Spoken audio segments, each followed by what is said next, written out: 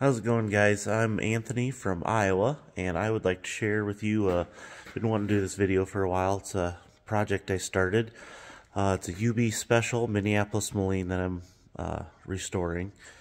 This one's a little unique though, and I'd like to show you a few things about that, and hopefully you find it interesting.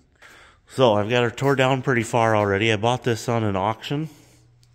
On an online auction. They said the starter was not working, so we brought it to the shop and took the starter out and found that the ring gear was about half gone, or over half gone. So I have to split it to take that apart.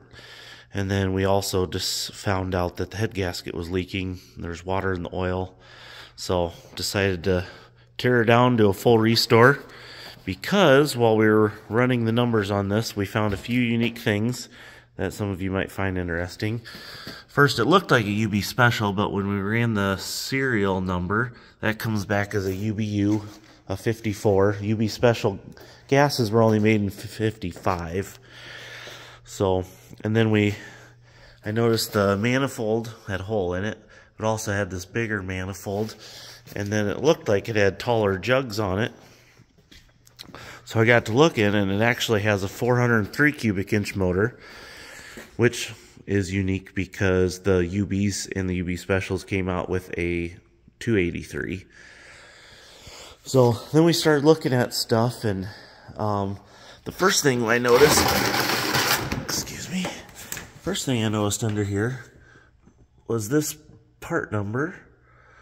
It started with 10X for the oil pan, which all cast numbers for Minneapolis Moline are a 10A like this one. So the 10X is an experimental part number. And then I found this underneath the mag. It's also a 10X part number. It's hard to see with that screw in there. So then I got to look and also found the radiator. The top of the radiator is another 10X part number. And then the bottom where the steering gear is and the radiator meet, that's another 10X. So the UB specials were different from the UBs because they came out with this steering gear like this where the radiator was mounted on top of it. So yeah, this is all what we believe is an experimental type prototype for the UB special. So that's why I decided I'd restore it so I could take to shows and show people how something like this might be kind of unique.